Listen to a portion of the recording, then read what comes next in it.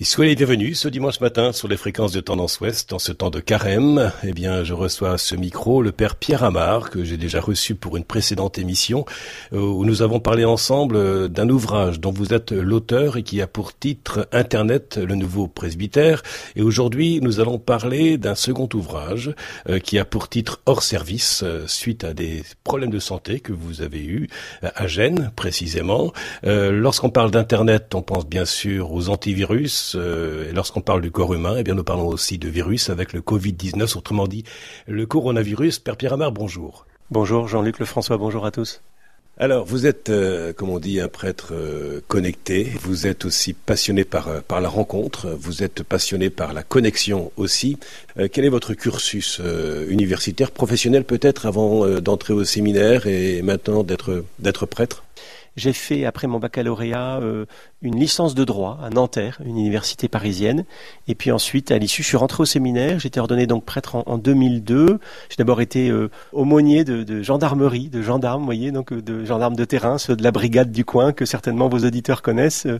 Et puis ensuite, prêtre en paroisse, curé de paroisse également. Et puis j'ai eu depuis mon ordination depuis 17 ans une aventure numérique avec d'autres frères prêtres. On a créé à l'époque, c'était assez populaire, un blog de prêtres qui s'appelle Padre Blog. On était 3, on est devenu 6, maintenant on est 12, vous voyez, comme Jésus et ses 12 apôtres.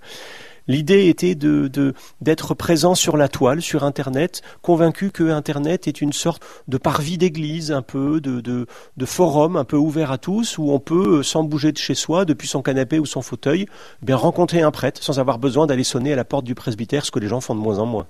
Avant que nous ne parlions de l'un de vos livres qui a pour titre Hors service, j'imagine que la musique, pendant ce temps de convalescence que vous avez aussi connu, la musique a également été pour vous une thérapie. Le bruit nous dérange. La musique, parce que c'est un bruit ordonné, parce que c'est un bruit cardinal avec des accords, avec un ordre. Je sors moi-même d'un incident de santé un peu sévère. Combien la musique nous apaise, nous élève, nous fait grandir. Bien sûr, la musique est bien plus qu'un bruit. J'ai été ému de lire un livre de Philippe Lançon, un des survivants de l'attentat de Charlie Hebdo, qui a écrit un livre magnifique qui s'appelle Le Lambeau. Il dit que la musique de Jean-Sébastien Bach l'a complètement aidé à sortir de son lit d'hôpital, en pensée, évidemment. Oui, bien sûr. Comment vous est venue l'idée d'écrire cet ouvrage paru aux éditions Artege de Thielieu qui a pour titre Internet, le nouveau presbytère ? En fait, j'ai fait une curieuse expérience. On sonne de moins en moins à la porte du presbytère, par contre on clique. Et les sites internet de l'église, de nos paroisses, de nos communautés chrétiennes sont des vrais parvis. Et d'où le titre de mon livre, Internet, le nouveau presbytère. Vous voyez, quand je parle le dimanche à la messe, je parle à 500-600 personnes comme curé de paroisse. Mais quand je fais un tweet, je parle à 20 000 personnes.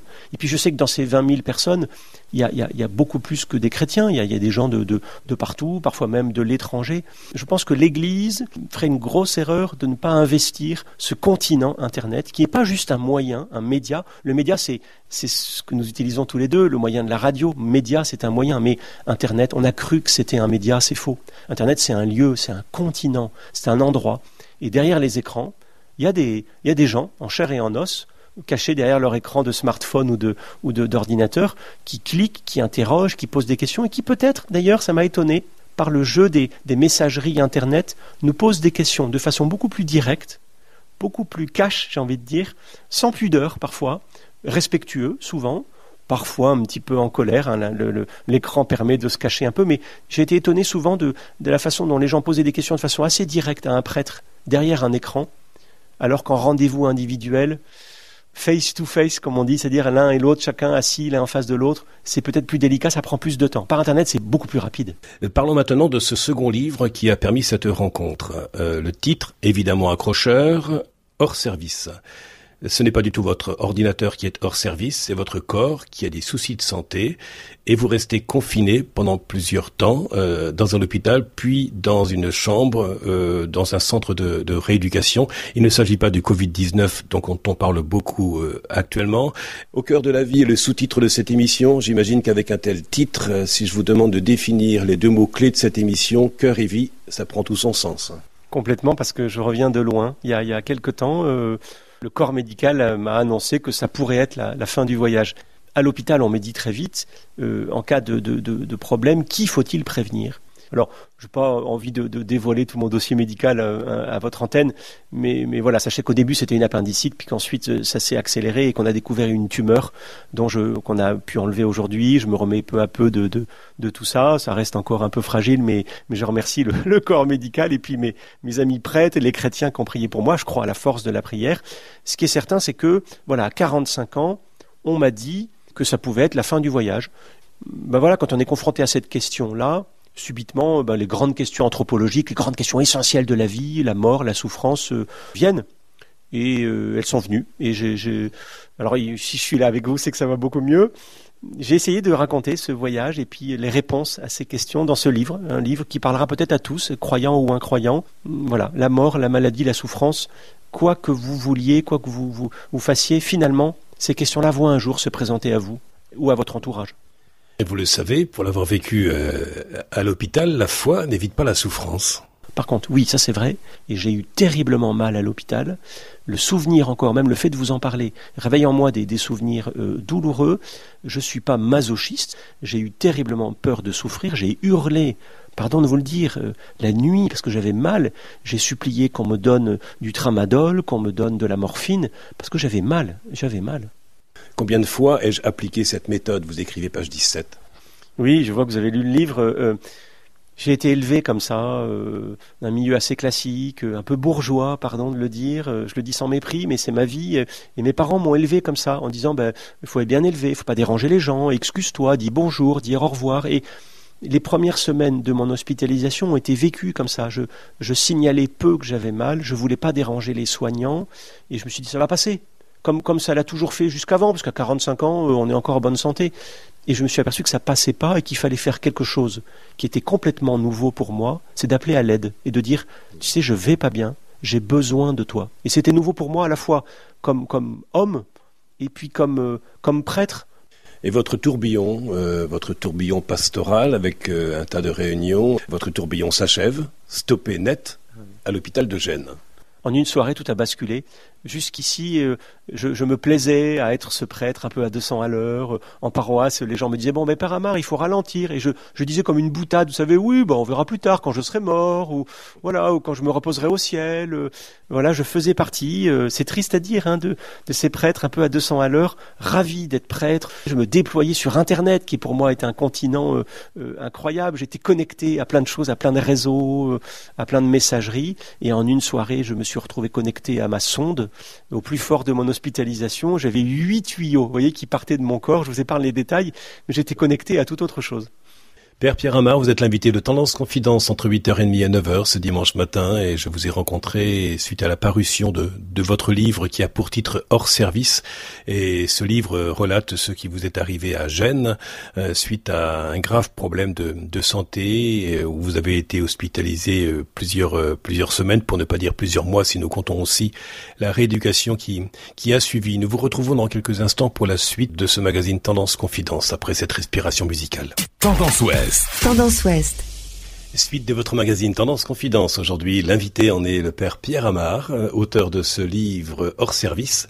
Je disais en première partie d'émission que ce n'est pas votre ordinateur qui est hors service, mais à un moment de votre vie, après un souci de santé, vous avez été hospitalisé, s'en est suivi un temps de rééducation. Comment vous avez accueilli ce temps de fragilité que vous avez ressenti au sein même de votre corps ? Je me suis retrouvé prêtre pour personne. Vous voyez, c'est-à-dire que je suis pas moine, moi. Je suis pas dans une abbaye, un monastère à prier toute la journée. Je suis prêtre de paroisse, curé de terrain. C'est-à-dire que je baptise, je marie, j'enterre. Enfin, ceux qui nous écoutent ont certainement peut-être un jour rencontré un prêtre dans ces occasions-là, qui sont les occasions de joie, puis des occasions de peine. En tout cas, les étapes de la vie. Puis en une soirée, on m'a dit que c'était terminé pour un bon moment. Peut-être que c'était terminé pour toujours. Je me suis retrouvé prêtre inutile. Donc tout ça a créé en moi un engrenage, un cheminement intérieur qui n'a pas été facile. Il y a la souffrance physique que les médecins, les soignants prennent plus ou moins en charge, puis il y a la souffrance psychologique. Et on a beau être prêtre, on est confronté à ça aussi. Et la prière pour vous n'est-elle pas une aide dans de pareilles circonstances ? Oui, bien sûr, il y a la prière, mais ça n'enlève pas la souffrance, elle est toujours là. Le personnel soignant a pris soin de vous, c'est une belle expression d'ailleurs que de parler de prendre soin d'eux. J'imagine aussi que vous, comme homme et comme prêtre, vous avez eu le temps aussi d'écouter certaines confidences. Votre question est juste. On a très vite vu que j'étais prêtre. Alors attention, moi j'étais en pyjama, comme n'importe quel malade. Vous savez, ce fameux pyjama d'hôpital qui est fermé devant et ouvert derrière. Enfin bon, je vous épargne les détails. Ça fera rire ceux d'entre nous qui sont allés à l'hôpital déjà. Très vite, on a su que j'étais prêtre. Les soignants, les infirmières, les médecins l'ont su. Ça m'a pas créé de droits supplémentaires. J'étais un malade comme un autre. Peut-être plus de devoirs, c'est-à-dire d'être à l'écoute. Une infirmière, je me souviens, m'a demandé comment elle pouvait faire pour se marier. Je leur ai dit, alors écoutez, là, tout de suite dans la chambre d'hôpital, ça va être un peu compliqué, mais je vais donner 2-3 conseils. Et puis peut-être aussi dans la façon d'être. Vous voyez bien, beaucoup de prêtres venaient me rendre visite, mes amis prêtres. Mon évêque est venu. Alors évidemment, ça faisait beaucoup de curés qui débarquaient. Les soignants n'étaient pas insensibles à ces visites. J'ai demandé plusieurs fois à pouvoir regarder, vous savez, la messe à la télévision le dimanche matin, le jour du Seigneur. Vos confrères de France Télévisions font un service remarquable.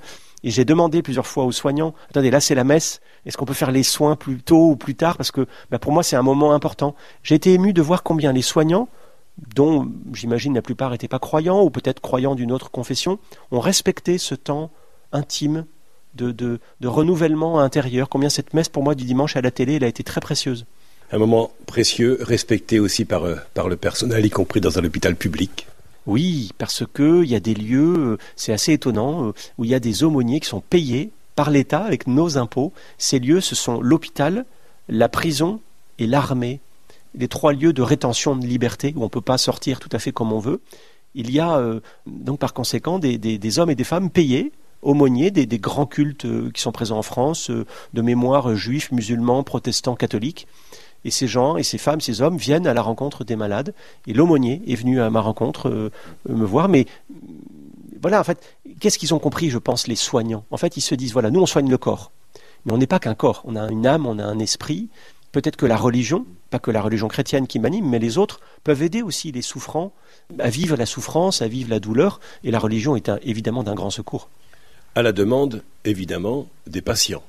Complètement. C'est-à-dire que le patient manifeste son désir de vivre son culte, même si j'ai vu moi-même l'aumônier catholique venir dans chaque chambre, les unes après les autres, en disant « Bonjour, je suis l'aumônier catholique, est-ce que vous voulez qu'on discute ?» Alors après, c'est la liberté de chacun de dire oui ou de dire non, bien sûr. Comme dans n'importe quelle paroisse, après, moi je suis le curé de tout le monde, mais maintenant, bien sûr, on est libre ou pas d'aller voir son curé. Comme j'aime à le dire parfois, la question posée fait naître la liberté de la réponse. Bien sûr, c'est-à-dire que moi, mon rôle de prêtre, c'est d'en parler. Après, les gens, chacun, oui, sont libres de dire oui ou non. Un ami qui vous a accompagné du bout des doigts, il y avait aussi ces touches du clavier d'ordinateur, Internet, votre ami à l'hôpital. Complètement. Je suis désolé pour nos auditeurs qui croient que les prêtres, quand ils sont malades, lisent la Bible du matin au soir et disent leur chapelet. Alors c'est vrai, j'ai dit mon chapelet, qui est une prière de pauvre, vous savez, les Je vous salue Marie, qu'on accumule les uns après les autres, un peu comme un mantra d'une certaine façon. Et puis Internet, bien sûr. Internet d'une double façon. D'abord les messageries, les messages, WhatsApp, pardon pour ces mots anglais, mais toutes les messageries Internet m'ont profondément aidé et m'ont permis de recevoir des messages, mais du monde entier, d'amis, me disant allez, on pense à toi, tiens bon, etc. Donc c'est un vrai soutien. Je ne sais pas comment faisaient les gens quand ils étaient malades et quand il n'y avait pas Internet, ils devaient se sentir complètement isolés. Et puis, de fait aussi, les films, les séries qui permettent de s'évader. Vous savez, à l'hôpital, on est cloué à son lit. Le corps peut pas bouger, mais l'esprit peut sortir. Et Internet a été un puissant secours pour sortir en esprit de la chambre d'hôpital. Et comme horizon, le plafond. Oui, on voit pas grand-chose à l'hôpital. Des plafonds et des blouses. C'est les deux choses qu'on voit. Les blouses des soignants, des infirmières, des aides-soignantes. Je dis au féminin parce que c'est une profession quand même très féminisée, même s'il y a des soignants et des infirmiers. Et puis les plafonds, bien sûr, à tel point que je suis retourné il n'y a pas longtemps à l'hôpital pour des examens, rien de grave, des prélèvements, peu importe. Et en retournant dans le service, je ne l'ai pas reconnu. Pourquoi ? Parce qu'en fait, je l'ai vu allonger ce service, j'ai vu que les plafonds. Donc j'ai dû regarder les plafonds et dire « Ah oui, tiens, c'est là, etc. » Et je me souviens encore, ça va faire rire, je me souviens encore du numéro du détecteur d'incendie qui était au plafond de ma chambre, parce que je l'ai vu pendant 2 mois. Et lors de la visite du chirurgien accompagné du corps médical, l'ambiance est quasi religieuse, écrivez-vous, l'art de visiter un malade, il faut frapper à la porte, c'est important, on rentre chez quelqu'un. Oui, cette visite du médecin, c'est un peu comme une liturgie. Moi, ça me faisait penser à la messe, évidemment, quand tout le monde débarque, il y a une grande procession. Là, c'est pas l'évêque, les prêtres ou les fidèles, c'est le chirurgien et puis toute sa cour derrière. C'est un bon baromètre, d'ailleurs, pour savoir si ce qu'on a est grave ou pas. Quand vous voyez le chirurgien qui fait la gueule et les infirmières qui baissent les yeux, vous vous dites, ah oui, c'est grave. Et vos proches aussi, quand vous les voyez venir. Et puis cette visite vous permet bien sûr de sortir, vous réalisez que vous comptez pour ceux et celles qui viennent vous voir. J'ai moi-même visité des personnes souffrantes ou malades ou alitées lorsque j'étais prêtre. Je les visiterai plus de la même façon parce que j'ai réalisé qu'en fait, peu importe ce qu'on dit, ce qui compte c'est la visite, la personne qui, même en silence, mais qui vous montre que vous comptez pour elle. Et ça c'est le meilleur de tous les médicaments. Et parfois, on se demande qui remonte le moral à qui. Est-ce que c'est le malade lui-même qui est allongé qui remonte le moral aux personnes qui viennent le visiter? Mais c'est très juste. Et je pense notamment à nos frères et sœurs handicapés, toutes ces personnes qui portent un handicap. Donc, c'est plus une maladie, c'est chronique, c'est au quotidien. Combien ces gens, souvent, sont des vecteurs autour de nous, de solidarité, des énergies, de force. Ils nous donnent à nous qui, soi-disant, sommes valides, mais qui parfois sommes plus fragiles qu'eux. Et vous écrivez dans votre livre, « Mon corps n'est pas à moi, c'est moi ». Mon corps, c'est moi. On entend souvent ici et là, mon corps est à moi, j'en fais ce que je veux. Non, je ne suis pas convaincu de ça. Je suis convaincu que mon corps, c'est moi. C'est par mon corps que je transmets, que j'aime, que je donne, que je dis. D'où l'épreuve de la maladie qui m'empêche de communiquer, de partager, d'entrer en communion. Si je suis là avec vous, avec ce micro qui nous sépare mais qui nous réunit, c'est bien parce que le corps est un vecteur d'action et de rencontre. Merci beaucoup, Père Pierre Amar, pour ce temps accordé à Tendance Ouest et son magazine Tendance Confidence. C'est pratiquement une confession, si vous me permettez ce jeu de mots, avec bien sûr ce livre, si les auditeurs veulent en savoir un peu plus. Hors service en est le titre, et c'est paru aux éditions Artege. Merci beaucoup, et que direz-vous à Dieu lorsque vous serez face à lui? Je dirais que la vie est belle. La vie est fragile, mais la vie est belle.